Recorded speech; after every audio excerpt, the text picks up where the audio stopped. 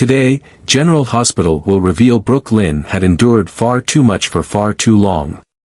The constant criticism, the sharp glances, the relentless scrutiny, Lulu had pushed every boundary, and Brook Lynn had stayed silent through it all. But even the most patient hearts have their limits. It wasn't just personal anymore. Lulu's growing obsession with the past, her unwillingness to let go of what had happened years ago, and her incessant fixation on Brook Lynn's connection to Dante had begun to poison everything.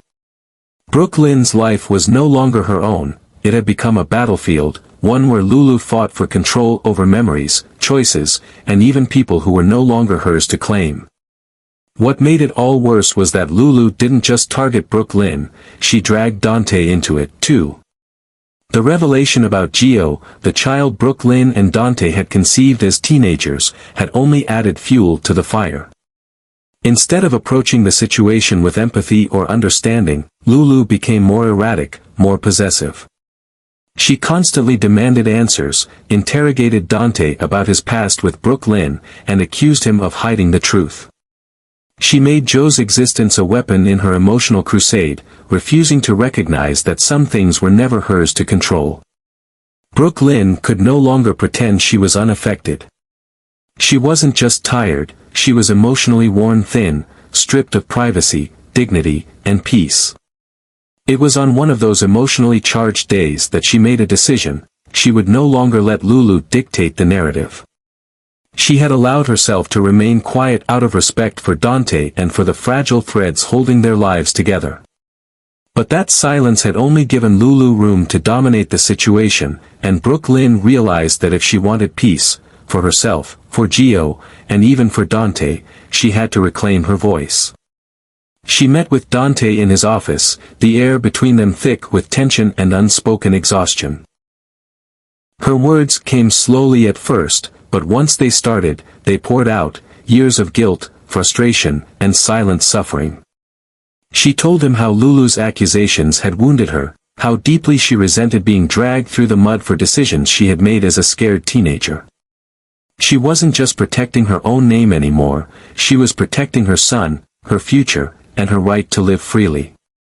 Dante listened, the lines of stress across his face deepening. He knew she was right. He had tried to keep the peace for too long, thinking that by indulging Lulu's need for answers, he could contain the damage. But it hadn't helped. It had only emboldened her, pushed her further into a dangerous pattern of obsession and control. They both knew something had to change. That day, a plan was born, not to harm Lulu, but to hold up a mirror to her behavior and force her to see the consequences of her actions. They would draw a boundary she could no longer cross. Brook Lynn would no longer hide. Dante would no longer enable. The plan was simple but clever. They knew Lulu would keep pushing, keep demanding. All they had to do was let her. They created a scenario where Lulu believed there was more to uncover, more secrets, more lies. Predictably, Lulu fell for it. She pressed Dante harder than ever, insisting he reveal the truth and locate the child she believed he had abandoned. The pressure became too much. Distracted and emotionally overwhelmed, Dante set off in a rush, desperate to quiet Lulu's relentless pursuit. In his haste, he lost control of his vehicle, and the crash that followed was a painful, irreversible turning point. It was only then, seeing Dante broken, vulnerable, and haunted, that Lulu finally began to grasp the impact of what she had done. Her need to control, to uncover, to fix what she believed was wrong, had cost more than she had ever imagined. For the first time, she looked at Brook Lynn not as a rival, but as a person, flawed, hurting, and deserving of space. And in that quiet moment of realization, Lulu stepped back. Not out of defeat, but out of recognition that she had been wrong. Some things weren't hers to unravel. Some stories belonged to the people who had lived them, and it was not her place to judge, rewrite, or punish. Brook Lynn, at last, was free from the shadow of Lulu's interference. With the chaos behind her and Dante on the path to recovery, she could finally breathe again. For the first time in a long time, her life was hers to live. And this time, she wouldn't let anyone take that away. While Brook Lynn maintained a calm and composed exterior, carefully choosing to respond with quiet strength rather than emotional outbursts, Lulu spiraled deeper into her obsession. The more Brook Lynn refused to engage in conflict, the more agitated and desperate Lulu became. She couldn't understand why Brook Lynn wasn't reacting the way she expected, why she wasn't confessing, apologizing, or showing remorse. To Lulu, silence equaled guilt, and she latched onto that belief with a stubborn ferocity.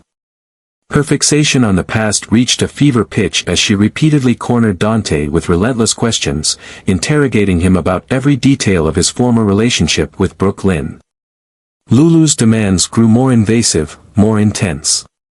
She wasn't merely curious about their shared history, she was fixated on the child that Brook Lynn and Dante had once conceived in their teenage years, a truth that had only recently come to light with the appearance of Gio. The revelation had shattered Lulu's sense of control.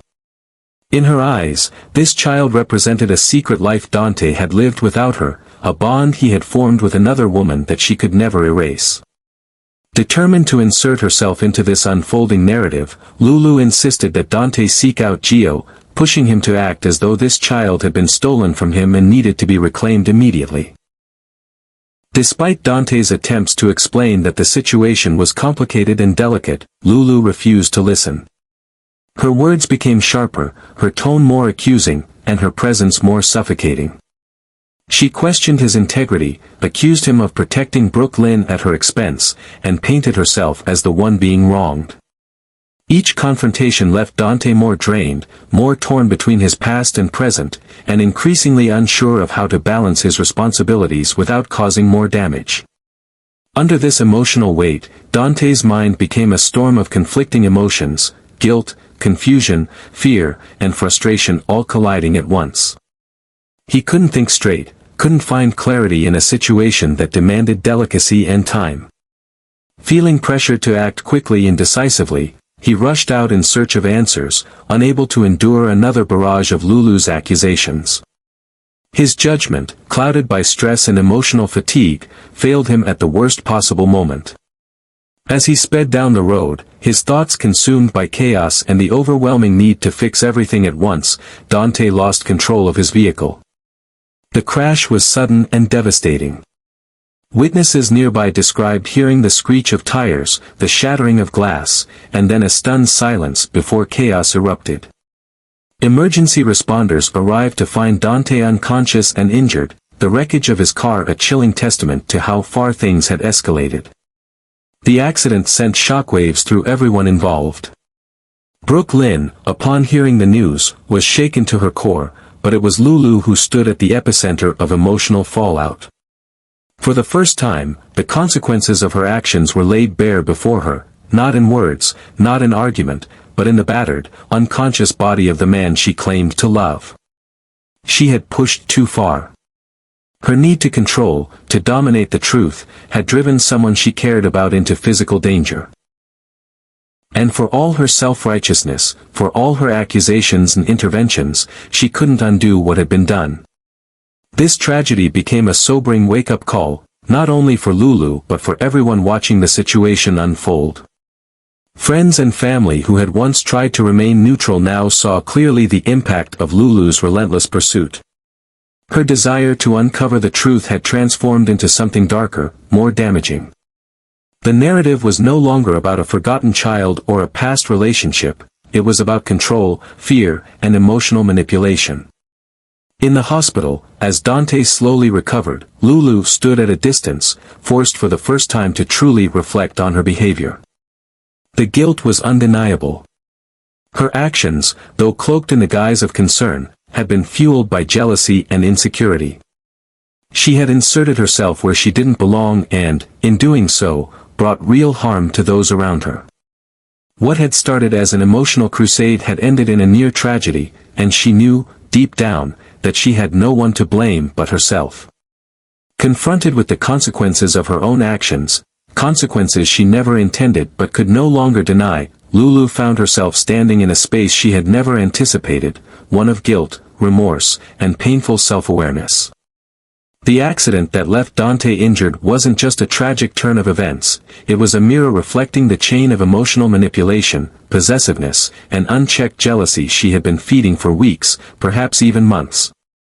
The reality hit her harder than any argument ever could. The moment she saw Dante lying unconscious in that hospital bed, bruised and broken, something inside her began to fracture.